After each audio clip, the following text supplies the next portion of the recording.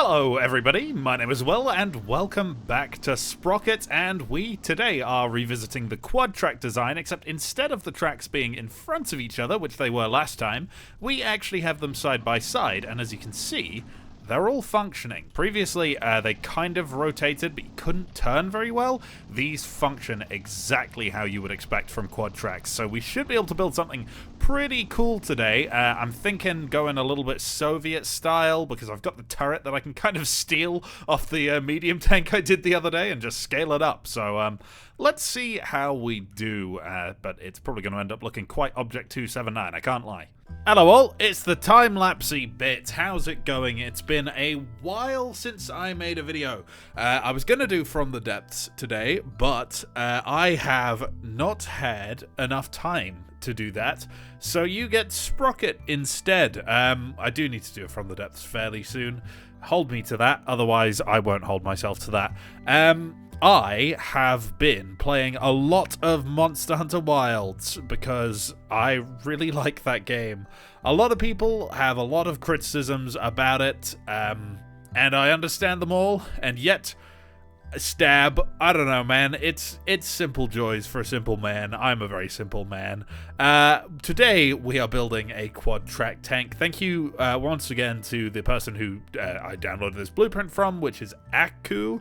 They have guides in the Sprocket official Discord, and yeah, I mean they're all followable if you want to do it yourself. I'm lazy and a terrible person, so I just downloaded the blueprints, but it works, and I can't really complain, so thank you very much for that. I have now got a fully functional quad track, rather than the previous one which we did where if you tried to turn, like, one of the tracks would, like, bend on its side. It was a bit strange. It didn't get any power, it was just visual, and yeah, it worked, but it wasn't all the way there. This is the real deal, the whole thing, and it would be really nice eventually to get this as a main feature, but this is an acceptable compromise until Hamish has enough time on his hands to do such a thing, because obviously that is not numero uno priority. I'm sure a lot of you are aware there are things that should be done to this game that are far, far more important than that. For instance, the returning of all of the current, what are they called? Scenarios. There we go, that's the word. And other, things that are still somewhat missing from the original build of this game, which honestly is so long ago now that I don't really remember it. Since that original build came out, I've done like an April Fool's where I made everybody think that the game was about to have a boat mode, and other related tomfooleries. This is really an alien tank, man. I mean, a lot of people call the Object 279 an alien tank. That is weird. This is weird in all of its own ways. It just, like, the front and back of this tank, they don't feel like they should go together. And yet they've been forced together with the might of Zeus into something that almost somewhat resembles a functioning and fully fledged tank. I don't really know. This one was very much a hopefully it looks good by the end, because I don't know how I'm feeling about it right now kind of vehicle. Especially the, like, middle section underneath the turret. That was the part that I particularly struggled with. The front looked fine eventually. It took a while to get the front looking fine, because it's one of them cast fronts which is just quite difficult to get perfect. It's not a huge fan of playing ball, and let me just say, I was going absolutely insane during the entire build process of this thing, because my keyboard, for whatever reason, and I don't know if it's the keyboard or if it's Windows or if it's drivers or what is going on, but it's a really weird problem where Shift is taking like half a second, genuinely about half a second, to register that it is either A, been turned on, or B, turned off. So I'll be going to try and rotate my camera around a point, and it would pan rather than rotating, and then it would start rotating, and by that point I'd have tapped shift to see if it was just stuck down, and oh my god, it was an absolute nightmare. Let alone, like, when I'm trying to merge parts together or build a face in between multiple points. I have to hold shift to select multiple points, and by the time that I've selected multiple points, the first one's deselected again because shift wasn't active yet. absolute nightmare. I just messed up a tiny little amount on so many things that this took so much longer than it absolutely had to build this tank. Please, if anybody has any ideas on why Windows would just suddenly start doing this, I am all ears, but I genuinely think I'm just going to have to reinstall Windows on this computer and just wipe it, because it's one of those problems where it's like, this could be anything. No one's ever had it before. You are the only person in the world. Good luck. Yeah, what a nightmare. Unfortunately, it's happened before I'm ready to upgrade my computer, because otherwise that would just force me to jump the gun and go for it. But I can't do anything like that until the middle of the year, because I am spending a lot of money on a house. So that comes first, before the computer. Anyway, where are we in the world right now? Let's actually, you know what, let's not ask that question. There's a lot of things in the world that I probably shouldn't talk about right now, because we just don't really need to remind each other of those things, do we? Shall we instead talk about this tank a little bit more? Yeah.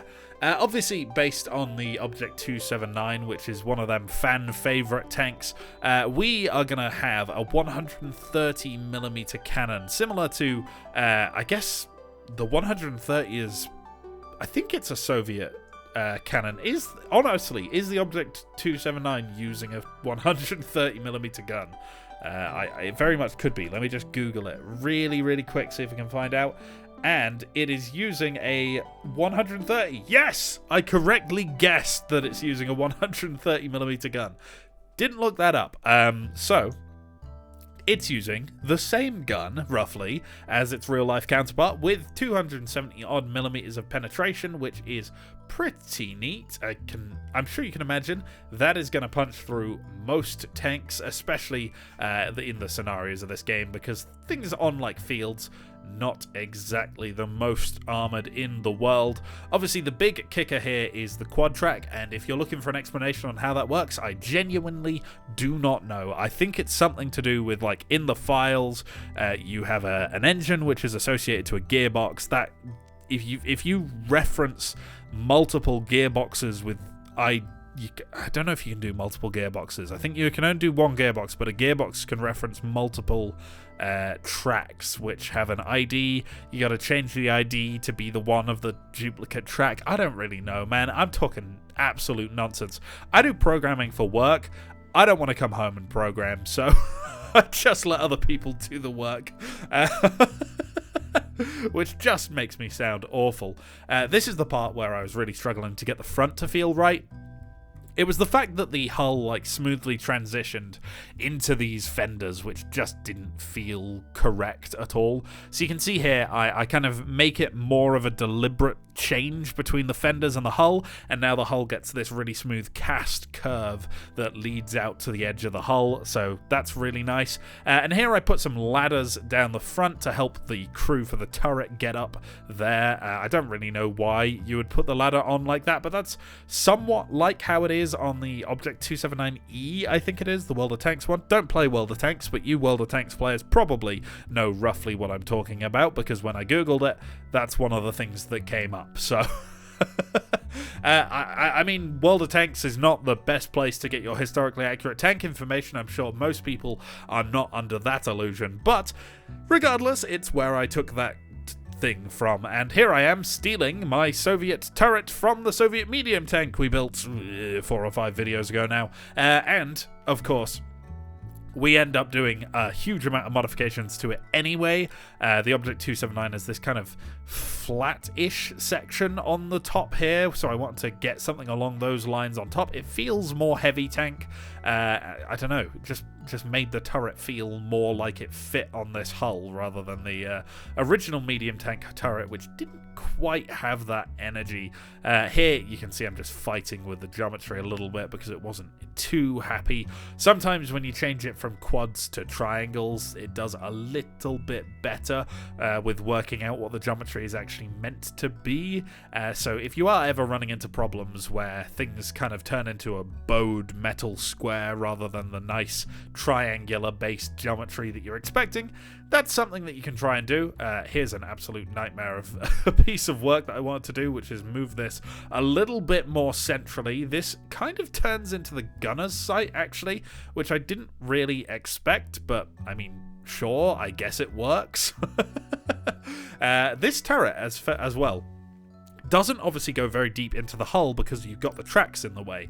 But regardless of that, it's so wide that there's actually 4 people that I end up squishing in this thing. You'll see how that's done in the human Tetris section, but I'm quite proud of the fact that I'm now building tanks that are big enough for, human people to get inside of, because previously I have definitely been criticized, not wrongfully, for building tanks that are too small. But yeah, I'm getting better, guys. I'm getting better. We're doing things correctly-ish. This is probably a little bit narrow for what it is. It should probably have been a little bit wider, but oh well. And it's a design that wasn't really done in real life too much. Obviously, you've got the Object 279. There was 1 or 2, I don't know, built, but yeah, it's not a hugely common thing to have quad tracks. You also had the like T95 prototypes, but yeah, it's mechanically complex for ultimately not too much benefit.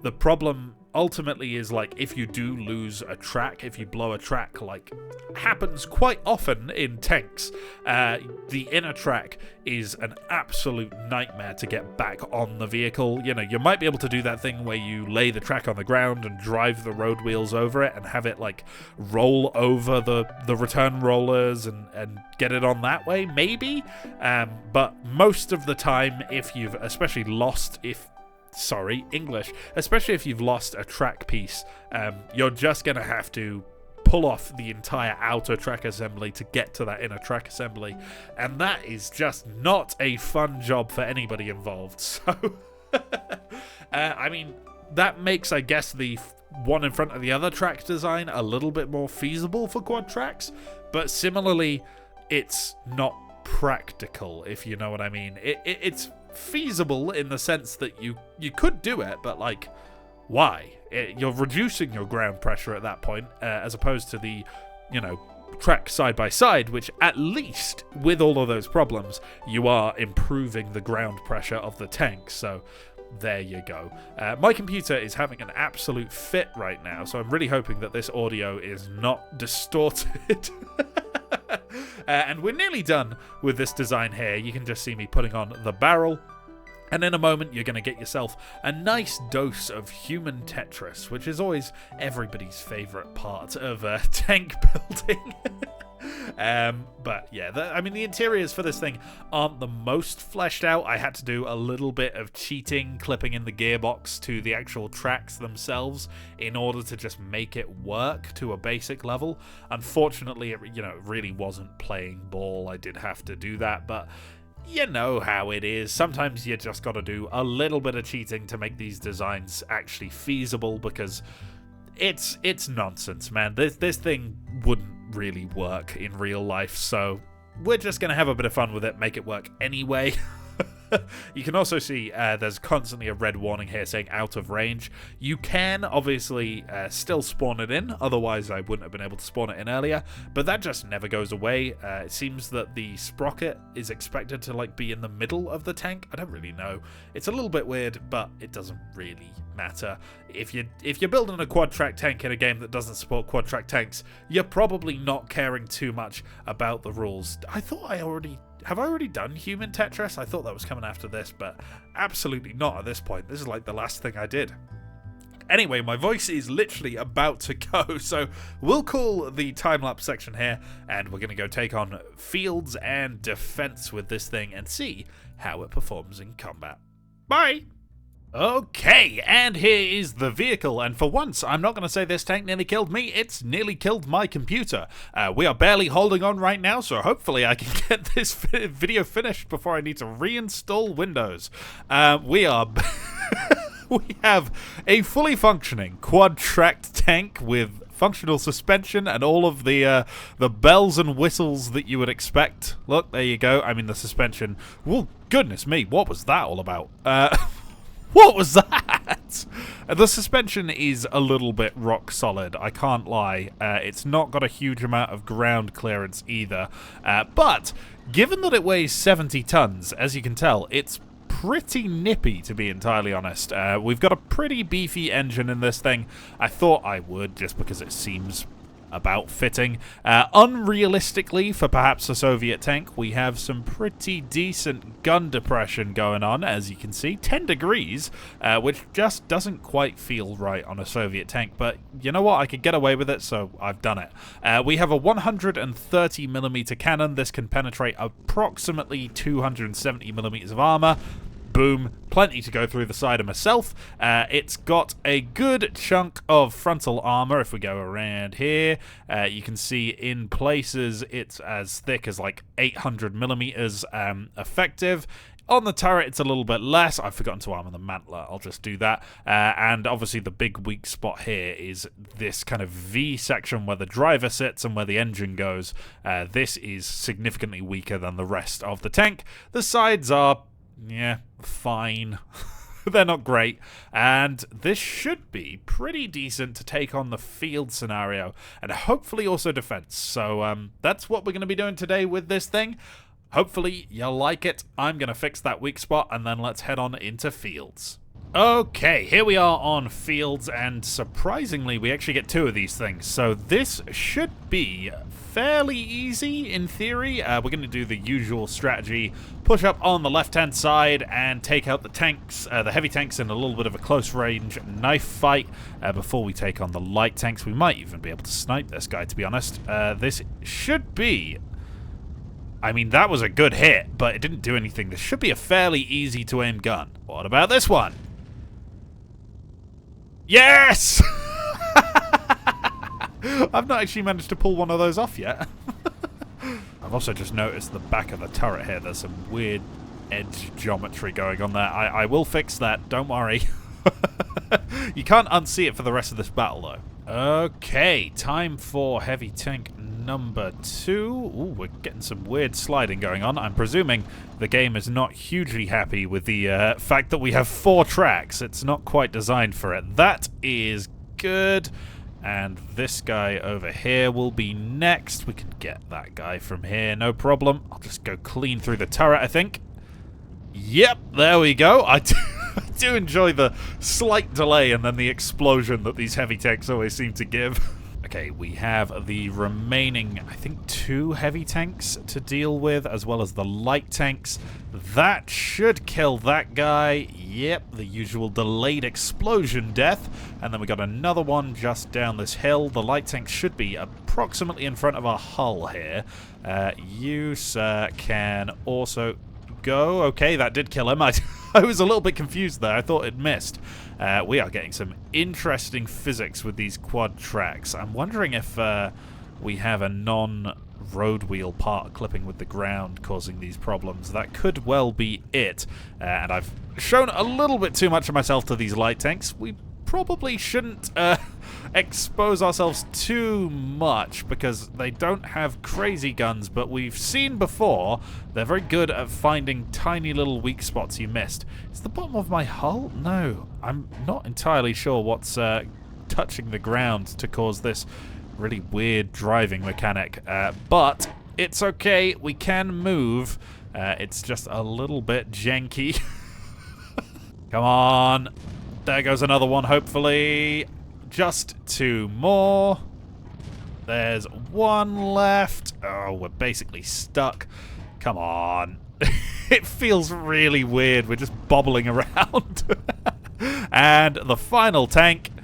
There we go. Okay, we have taken out fields without too much difficulty. Shall we see how we do on defense? And I'm going to look into why we're driving so weirdly. Look at it. It's just not right.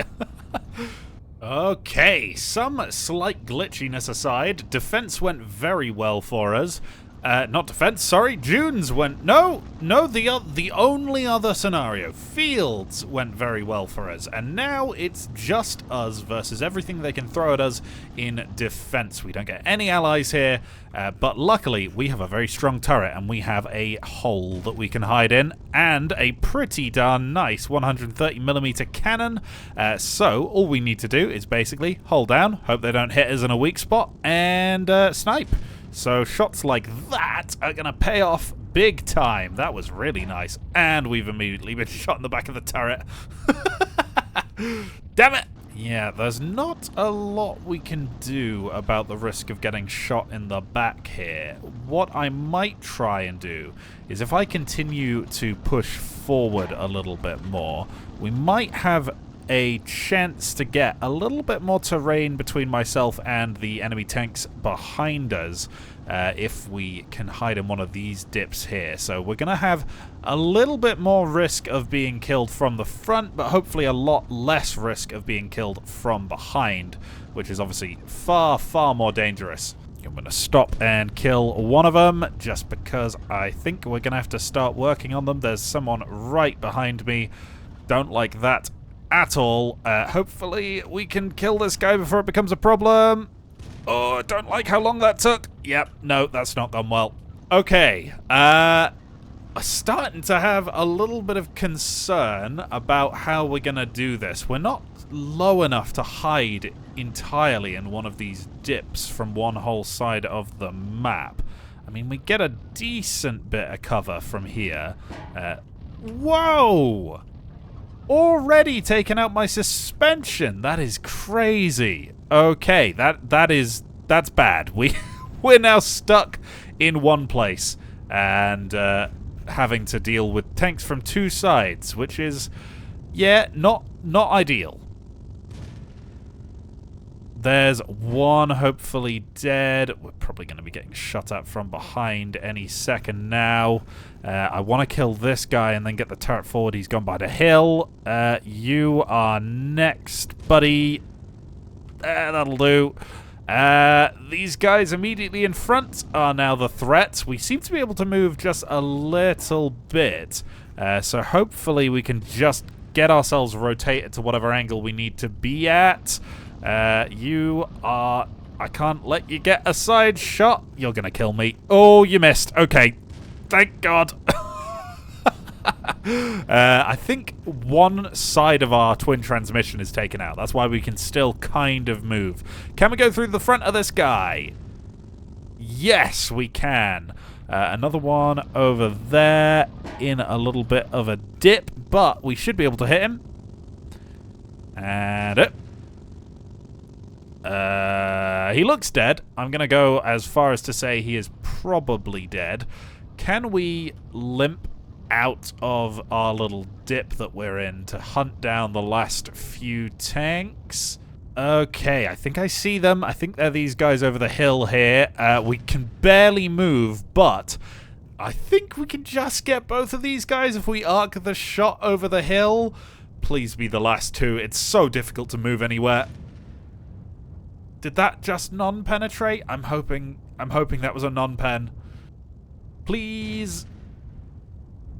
Oh no, he's definitely dead now, but where's the last guy? I've just gone in photo mode and I can see him. He's over there. This is me turning right at the moment. As you can see, not hugely effective. We can almost go in a straight line if we build up enough speed. So give me a few minutes. I'll see if I can get over there.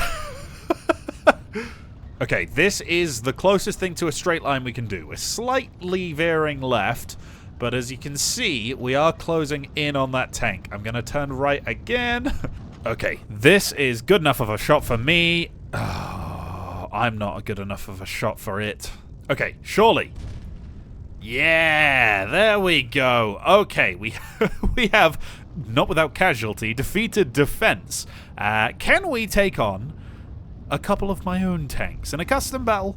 Okay, our battle today, we have 3 of the Soviet medium tanks that I based this turret off, and 2 of these things versus, over there, you can see already absolutely showering us with shells. We have 4 of the little French AMX-looking things, and for some reason they're not moving. They definitely can. And the big oscillating heavy tank that we built in the last Sprocket video, which proved itself very, very competent. So let's see who is gonna win. It's currently looking, if these light tanks aren't moving, like we're gonna have an easy time with them. I don't really know why none of them are moving, but we'll take it. Okay, they will turn. Hopefully this isn't a complete... It seems like every single tank I build just wins every custom battle. Perhaps because the bots are a little unique. There goes the remaining heavy tank on the enemy team. This has been a little bit too much of a landslide here. Oh, they still have 1 light tank up on that hill. And they no longer have a light tank up on the hill. Okay, it's getting a little bit creepy now. I'm pretty sure we've won this. It won't call it for some reason. I don't know who is still technically alive, but none of them are doing anything. Maybe it's this guy? Your engine is still on, technically? Can I just shoot you in the engine? Will that... Nope. I don't know. Either way, yeah, I mean, it's a landslide, isn't it? We won. But landslides aside, do you like this tank? Let me know in the comment section below, and if you have any suggestions for future tanks that I should build, you can leave them in the comment section below, or you can join my Discord, which will be linked in the description, and you can leave a suggestion in the suggestions channel, and I may give it a shot for a future video. I've had a lot of people asking me to do the Object 279 ever since dual tracks became available. Furthermore, you can find the download files for this thing in the tank repository channel, also in my Discord. You know where that is. But that's all for today. Thank you for watching. I really hope you enjoyed this one. I had a blast doing it, and I will see you in the future. Goodbye! And as always, a huge thank you to YouTube super supporters Cody, Fox, Yoki, Tabzu, Jacob Skarstad, James Norris, SL0, Dr. Notcat, Justin B, Denise F.A. Pollard, Very Bad CGI, Cody Milholland, Femboy Forces, Edwin Marlon Goiken, Peter Holmes, Peter Seafit, CamJam135, Stug3, and Terra. And a huge thanks to all the regular tier supporters too.